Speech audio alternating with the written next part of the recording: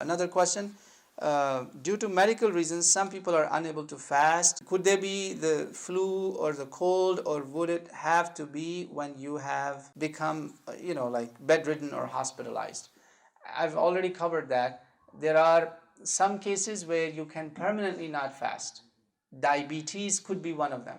Okay, there are cases where you should not be fasting. There are some diabetic patients, they should not fast. Some diabetic patients can fast. So it depends on the person. And inshallah, all of these are valid excuses. Could be flu, could be cold. All of these are valid excuses, inshallah ta'ala. Okay? Long-term illness, short-term illness. Both of them you're allowed.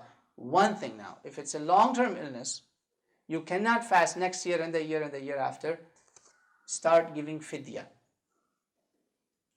If you're not able to afford fidya also, how much is the fidya? Fidya is 2 meals basically for suhoor and iftar.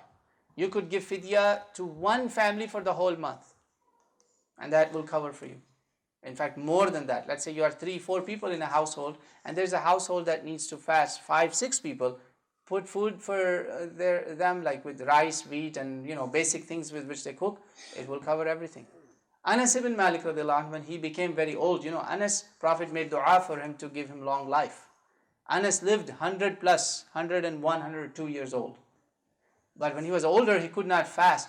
He literally would have a hand or two full with the dates, and that's all. That's all the fidya he gave. That's it. That's all you have to do. Because you cannot make up. You should do fidya then. It's a hukum in the Quran. Same ayat of fasting. فَفِدْيَةٌ طَعَامُ مِسْكِينٍ. Alright? And he did not give lots of food. Yes, companions gave 2.5 kilos of wheat or barley, this and that.